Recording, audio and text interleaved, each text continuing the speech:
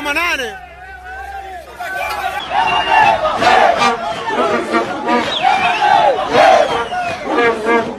The streets of Mwanza glowed under the shimmer of phone flashlights, not streetlights.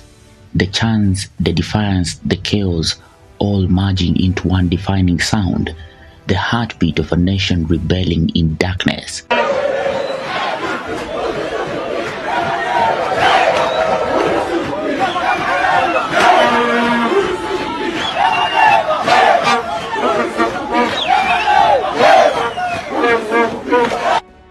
It was past midnight in Tanzania country under curfew, yet wide awake. Thousands marched through the night, ignoring police orders, shouting for change. In what has become one of the most significant nights in Tanzania's modern political history.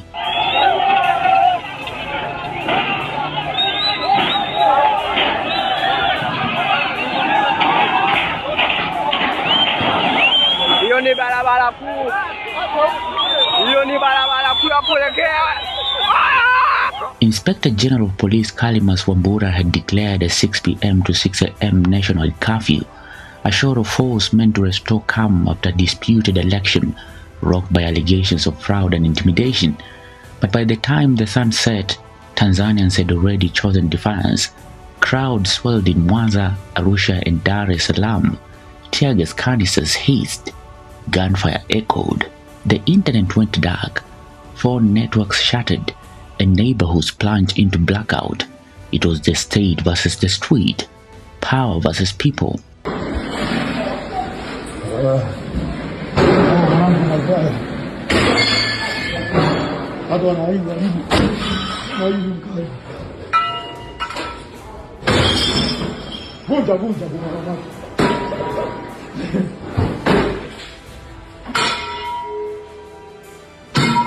In Mwanza, the rebellion burned brightest. Videos managed to leak through despite the blackout. Thousands of people chanting, waving torches and demanding justice. No power on earth can stop an idea whose time has become. One protester shouted. The symbolism was unmistakable. In a country long praised for calm, the silence had finally broken. Police fired live rounds into the air, but it only emboldened the marchers.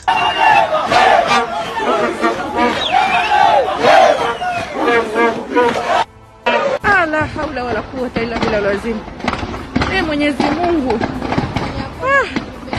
Tusaidie, la haula la, ona cheti hizo zinaboruka. Ona. Yaani ikienda tu kwenye gorofa mimi naogopa hiyo big bone kikamata moto. Mungu. And then the city reached its flashpoint. Angry Tanzanian residents set the Nyamanoro police station in Mwanza on fire, a stunning act of defiance that sent shockwaves across the nation. Witnesses described flames consuming the structure as crowds cheered and chanted, "This is the price of oppression." The burning of Nyamanoro wasn't just destruction, it was declaration.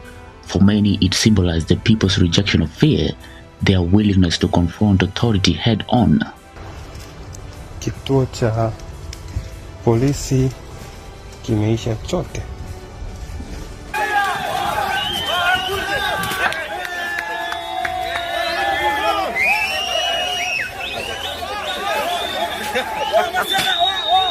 Dar es Salaam, the commercial capital, became a war zone of symbols and smoke. Protesters tore down campaign banners of President Samia Suluhu Hassan, set fire to vehicles, and clashed with police in running battles through Kariakoo and Temeke.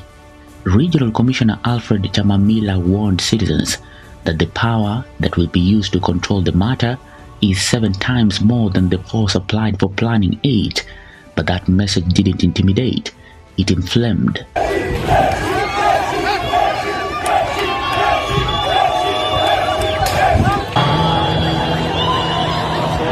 Hiyo ni gari ya jeshi hiyo.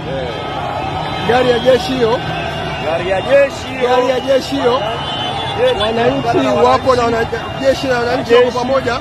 Then as the night deepened, the protest took an even darker turn. Angry demonstrators allegedly broke into the Tanzania Revenue Authority offices, vandalizing the premises, tearing through offices, and destroying crucial documents. Reports indicate the property and assets of an unknown value were looted in the rampage. To many, the TRA wasn't just a government agency, it was a symbol of state control and corruption. Attacking it wasn't random, it was deliberate. It sent a message. The anger had shifted from streets to systems, from protest to rebellion.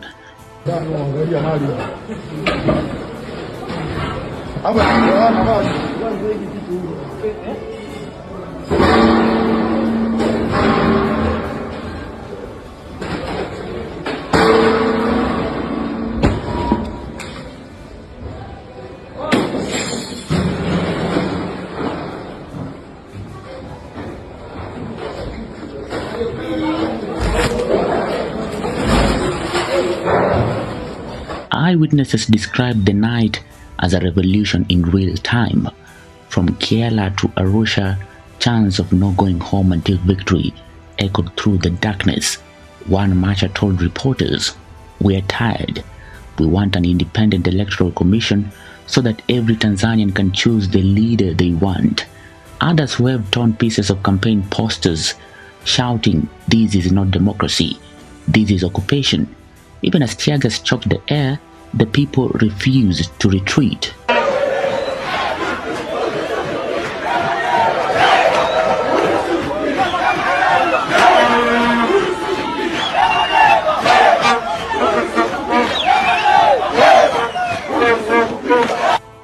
The source of the fury was clear. Opposition leader Tundu Lissu, barred from running and currently detained, had issued a defiant statement from his cell accusing the government of tyranny and calling for resistance.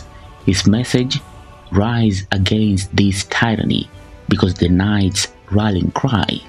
Kenyan political commentator Kebansora captured the moment in a single tweet.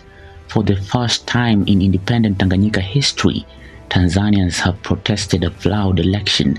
Across the border, the region watched in shock and unease. Amnesty International condemned the crackdown. The U.S. Embassy in Dar es Salaam issued a warning to its citizens to shelter in place. The International Crisis Group called it a critical moment for Tanzania's democratic survival, but inside the country, official silence reigned. President Suluhu's administration defended its action as necessary to preserve order, yet the order had already crumbled. The people had spoken in a language older than politics: defiance.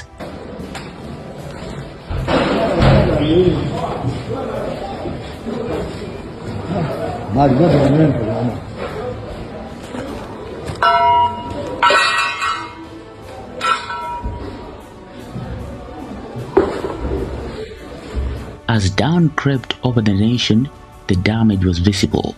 Smoke rose over Dar es Salaam's skyline.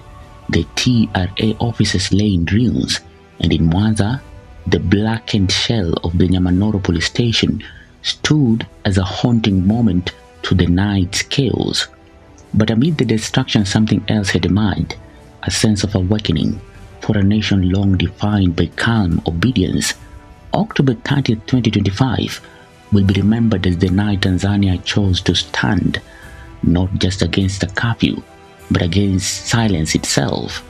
And the world now awaits to see whether this awakening will bring reform or ruin. For Maisha TV, I'm William Juma.